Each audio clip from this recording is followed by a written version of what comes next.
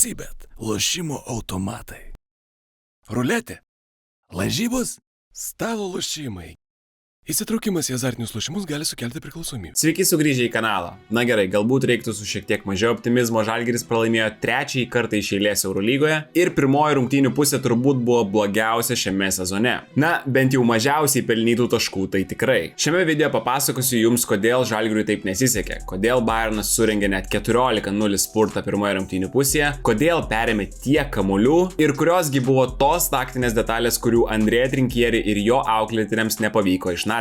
Įdomių dalykų šiame mače netrūko, bet prieš žvelgiant į juos paprašysiu jūsų nepamiršti palaikinti šito video, parašyti savo komentarą. Tokiu būdu jūs labai padedate tiek man, tiek šiam video surinkti daugiau peržiūrų, taigi ačiū jums. Važiuojam. Turbūt nieko nenustebinsiu pasakydamas, kad pirmosios rungtynių atakos yra itin įdomios iš strateginės pusės. Taip ir šiose rungtynėse jau nuo pirmųjų minučių galime matyti tą taktiką, kurią Pablo Laso pasirinko prieš Keenaną Evansą. Matome, kad Seržas Ibaka nekyla aukštai, nestapautuoja, o pasitinka Evansą ir traukiasi giliau. Vadinasi, Bayernas atiduoda Evansui vidutinį metimą arba tritaškį po driblingo. Kitas dalykas yra ši stipri ir labai gili pagalba iš Devino Bookerio prieš besileidžiantį žmogų ant baudų metimo linijos. Atkreipkite dėmesį, kad žmonės kampuose stovi prie savo žaidėjų nė kiek neidami padėti. Prieš tokią gynybą sprendimai lieka 2.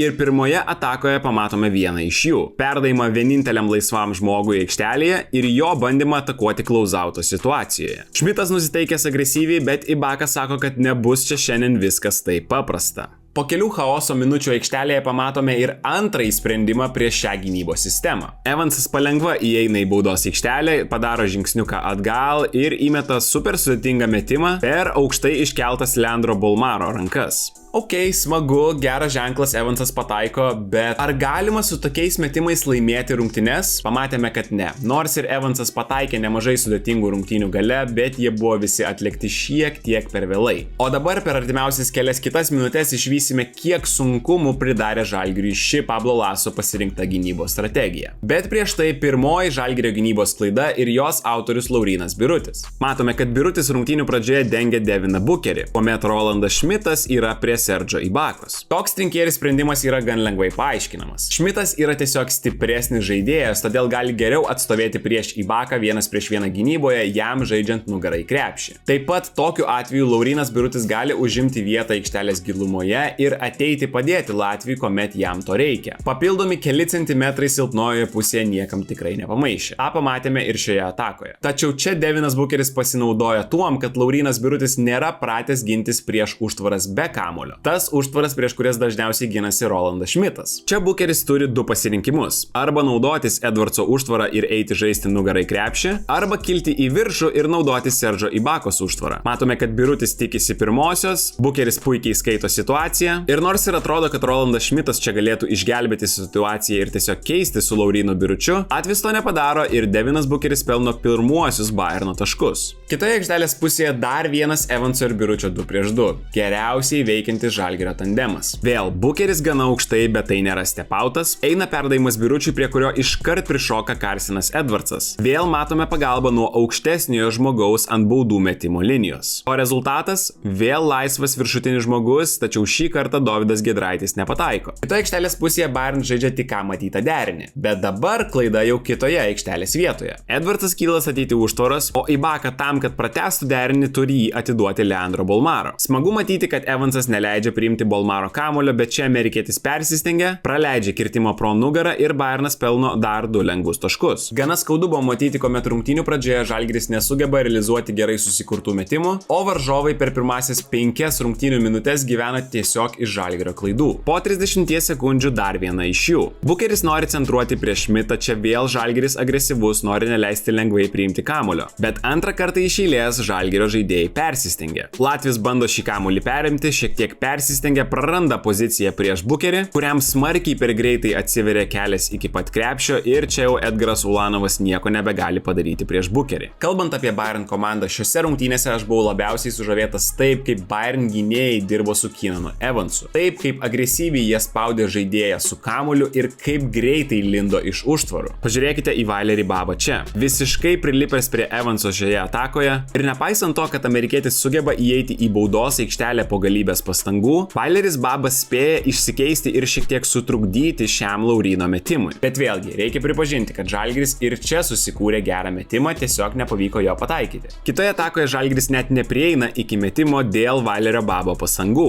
Bayern gynėjas yra tiesiog prilipęs prie Evanso, siunčia jį į kairėje pusę ir Laurynas Birutis čia stato neteisingą užtvarą. Tokių pirmajame kėlinyje matėme net 3. Iš tikrųjų, tai net neatsimenu, kada paskutinį kartą mačiau tiek klaidų būtent statant užtvaras. Kitoje aikštelės pusėje derinys Lučičiui, bet čia Ulanovas puikiai lenda iš užtvaros. Po to eina pick and rollas, čia vėlgi Bayernas nieko nesukuria. Serbas paprasčiausiai atiduoda kamuolį Bukeriui ir eina statyti užtvaros. Menekas su Ulanovu šiek tiek nesusikalba, Bukeris randa šiek tiek erdvės ir tęsia savo fantastišką pirmojo kėlinio pasirodymą, o Bayern spurtas jau 10-0. Lyg to dar būtų negana, Žalgiris padaro dar vieną vaikišką klaidą puolime. Čia Dimša išbėginėja su viena užtvara priimti kamuolį, Edvardsas šią užtvarą nukerta, Lukas neįvertina situacijos, kad amerikietis yra perdavimo linijoje, kamuolys prarandamas ir Bayern spurtas didėja iki 12-0. Žalgiriui žūtbūt reikia taiklios atakos, bet po jo seka dar viena pražanga puolime. Derinys iš ragų, čia 2 užtvaros Lukui Lekavičiui, Žilvinas Francisko jas abi kerta pro apačią ir antrosios metu teisėjai yra negailestingi Kevarijusui Heisui. Nežinau.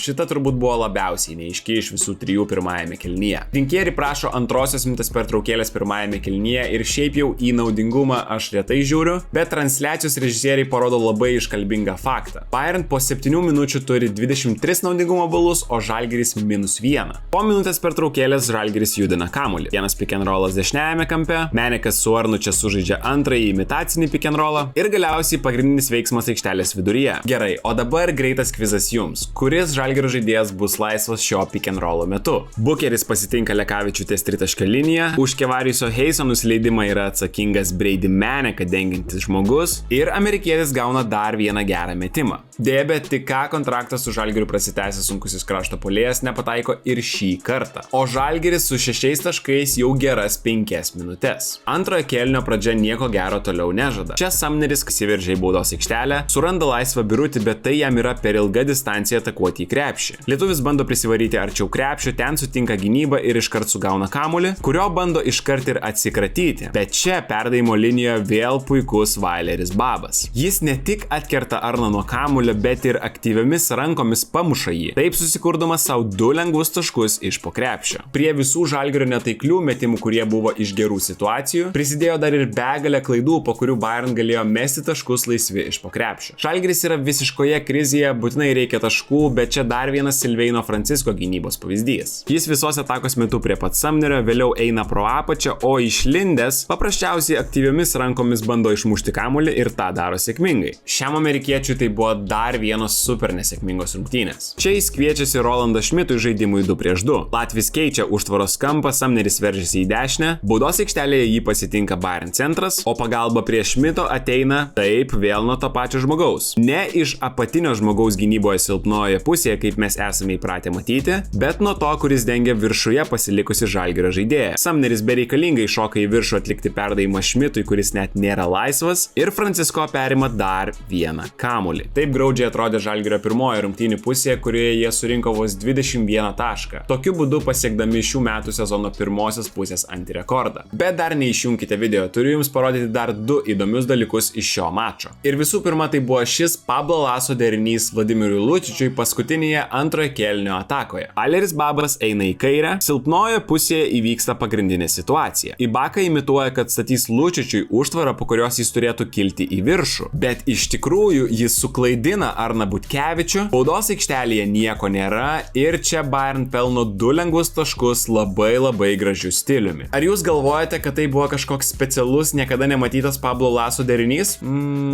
Kaip čia pasakius? Norite kelių pavyzdžių? Tai buvo puikus ir labai gerą timingą turėjęs Laso sumanymas, bet matant, kiek kitų pavyzdžių galima rasti būtent iš šio derinio, tai tik dar kartą parodo, kaip prastai Žalgiris buvo susikoncentravęs pirmoje rungtynių pusėje. Gaila, bet faktas yra aiškus. Žalgiris šias rungtynes pralaimėjo per pirmasis 20 minučių. Ir tą padarė nepaisant to, kad pačių žalgiriečių pick and rollo gynyba buvo gana solidi. Andrėja Trinkieri planas buvo toks: step outais atakuoti Bayern komandos gynėjus, taip priverčiant juos atsikratyti kamuolio ir padarant kitus aikštelėje esančius žmonės sprendimų priėmėjais. Čia su kamuoliu Silveinas Francisko jis pridarė Žalgiriui daugiausiai nemalonumų pirmajame tarpusavio mače. Birutis kyla aukštai, prancūzas iškart atsikrato kamuolio, Evansas gilioje pagalboje, kol Birutis grįžta į baudos aikštelę ir matome, kad laisvas yra Aizekas Bonga, žaidėjas tikrai neturintis stabilaus metimo iš toli. Ši rizika puikiai pasiteisina. Žalgiris su šita rizika gyveno visų rungtynių metu. Ir natūralu, kad kai tu rizikuoji, kartais varžovai tau įmeta taškus. Bet daug svarbiau yra bendras paveikslas. O jis, mano akimis, bent jau pick and roll gynyboje buvo teigiamas. Čia pavyzdžiui Carsino Edwardso klaida trečiajame kėlinyje prieš aktyvų stepautą iš Brady Maneko ir gerą sugrįžimą iš Luko Lekavičiaus. O čia kitas pavyzdys iš atakos, kuriame Bayern 2 kartus privertė Žalgirį stepautuoti, bet pirmajame epizode puikiai susitvarkė Manekas, antrajame tą padarė Birutis ir aktyvės Edmundo Sumnerio rankos leido jam perimti kamuolį, o vėliau Žalgiris pelnė 2 taškus greitoje atakoje. Žalgiris su stepautų pagalba bandė grįžti į rungtynes trečiajame kėlinyje. Čia dar vienas Biručio stepautas prieš Silveiną Francisco,